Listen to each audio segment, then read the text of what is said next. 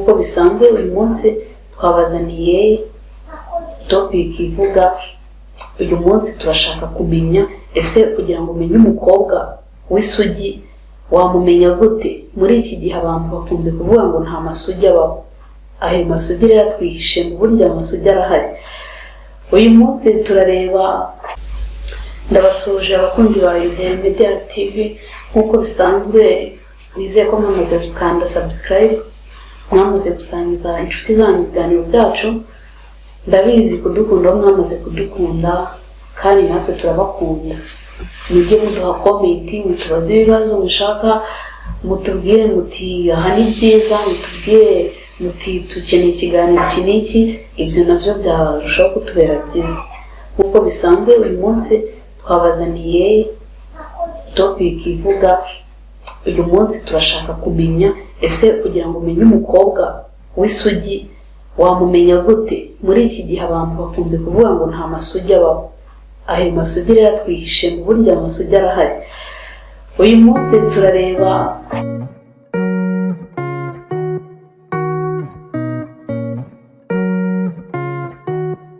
bumwe mu buryo cyangwa se ibimenyetso ushobora kureberaho umukobwa ukabona ese uriya mukobwa ni isugi cyangwa ntabwo ari isugi. Ubusanzwe umukobwa w'isugi arihishira. Umukobwa w'isugi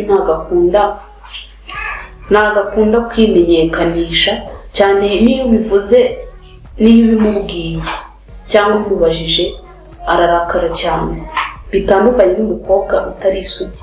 Umukobwa utari isugi we iyo ubimubwiye ntabwo bimubabaza, ahubwo arwana rwo kuwutonganya, kubwira amagambo menshi. Ariko isugi irakwihorera bikayibabaza cyane. Umukobwa w'isugi rero ku bijyanye no gusomana, icyo ni ikimenyetso ngiye kubabwira cya mbere gishobora kukwereka umukobwa w'isugi. Umukobwa w'isugi mu bijyanye no gusomana, iyo umusomye ubona abikora nk'aho atabishaka. Ababikora nk'aho atabishaka, rimwe na rimwe akakwigezayo ubona ko adashaka yuko umusoma. Umukobwa w'isugi rero rwose ni uko bateye mu buryo bwo gusomana, ntabwo abikunda, akakwereka yuko atabyitayeho cyangwa se yangiza akakwigezayo. Mu kindi cya kabiri, umukobwa w'isugi ikintu kizamukubwira mu buryo bwo gutereta. Umukobwa w'isugi ntabwo ajya atereta. Tumenyereye ko hari abakobwa muri iki gihe cyangwa mu gihe cyashize bashobora kwifata bakaba batereta umuhungu, ariko umukobwa w'isugi we biramugora cyane. Hari umukobwa wundi wishikira ku bahungu, hahandi ubona umukobwa yifata akaguhamagara ari ubyibwirije, cyangwa muri kumukabona arimo arakurusha amagambo ameze nk'aho ari urimo uragutereta, cyangwa mu kuguhamagara amagambo akubwira agasa nk'aho ari uri kugutereta. Ntabwo umukobwa w'isugi ibyo ngibyo bijya bimukozwa, ahora ari aho ngaho gusa, aba yumva ibintu byo kujya mu rukundo nta kintu akenshi bimubwiye. Mu myifatire rero y'umukobwa w'isugi, akenshi twavuga wenda nko mu myambarire. Umukobwa mu myambarire ye w'isugi akunda kwambara ibintu bigera hepfo y'amavi bihisha intege ze. Umukobwa w'isugi akenshi ahora aharanira kwikwiza, ntabwo aba ashaka ibintu bimwerekana intege ze, ibintu bimwerekana imyanya ye y'ibanga. Ahora ashaka guhora yikwije cyane, yuko kera iyo bashaka kureba umukobwa w'isugi mwamureberaga ku myambarire. Imyambarire babaga bikwije. Nta mukobwa w'isugi wambaraga amajipo magufiya cyangwa se utuntu tugufiya cyangwa utuntu dushobora kwerekana nk'imyanya y'ibanga.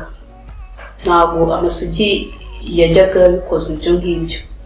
Ikindi, umukobwa w'isugi ikintu kizamukubwira, akunda guhora yitonze cyane. Arashishoza. Ntabwo ari wa mukobwa uhubukira amagambo y'urukundo. Urabona hari ukuntu umukobwa akunda gusaragurika iyo ari mu bandi, akaba yakifata akavuga nk'amagambo aganisha ku ku mboro, ibituba, ibintu nk'ibyo ngibyo. Umukobwa w'isugi ntabwo ibyo ngibyo ntabwo ashobora gupfa kubivuga mu ruhame, ahora yifashe, ahora yirinze ku buryo utapfa kumenya yuko ibintu bijyanye n'ibitsina ntabyo azi. Ushobora kwibaza, ese imyitwarire y'isugi muri sosiyete iba imeze gute? Umukobwa w'isugi iyo ari mu bantu benshi, bya bindi ushobora kuza ushaka nko kumukoraho, ntabwo ibyo ngibyo bishoboka. Yiha agaciro umubiri we. Nta muntu ushobora gupfa kumukorakora uko yiboneye, kabone niyo waba uri inshuti ye magara. Iyo umukozeho aba yumva umubangamiye. Rero abakobwa akenshi uzabona bameze nk'aho ari abaturage, kabone niyo baba baba mu mujyi, ukabona barifata nk'abaturage, bariyambika ibintu ubona bidafite hepfo na ruguru. Abo bari amasugi. Ariko ibyo ngibyo ntimukabigendereho cyane, kubera yuko hari n'abatari amasugi bakora ibyo ngibyo. Biterwa n'uko umuntu aremye, ariko ibyo ni bimwe mu bintu by'ingenzi bishobora kukwereka umukobwa w'isugi yibashije gushishoza neza. Turabashimiye, ibiganiro byacu nakagaruka. Nizeye ko mwamaze gukora subscribe, niba utarayikora ukande ku nzogera, uduhe comment, ubundi natwe tuzagenda tubashimisha uko bwije n'uko bukeye, kandi bamwe mwamaze kubitwereka. Murakoze. Ushobora kwibaza, ese imyitwarire y'isugi muri sosiyete iba imeze gute? Umukobwa w'isugi iyo ari mu bantu benshi, bya bindi ushobora kuza ushaka nko kumukoraho, ntabwo ibyo ngibyo bishoboka. Yiha agaciro umubiri we. Nta muntu ushobora gupfa kumukorakora uko yiboneye, kabone niyo waba uri inshuti ye magara. Iyo umukozeho aba yumva umubangamiye. Rero abakobwa akenshi uzabona bameze nk'aho ari abaturage, kabone niyo baba baba mu mujyi, ukabona barifata nk'abaturage, bariyambika ibintu ubona bidafite hepfo na ruguru. Abo bari amasugi. Ariko ibyo ngibyo ntimukabigendereho cyane, kubera yuko hari n'abatari amasugi bakora ibyo ngibyo. Biterwa n'uko umuntu aremye, ariko ibyo ni bimwe mu bintu by'ingenzi bishobora kukwereka umukobwa w'isugi yibashije gushishoza neza. Turabashimiye, ibiganiro byacu nakagaruka. Nizeye ko mwamaze gukora subscribe, niba utarayikora ukande ku nzogera, uduhe comment, ubundi natwe tuzagenda tubashimisha uko bwije n'uko bukeye, kandi bamwe mwamaze kubitwereka. Murakoze.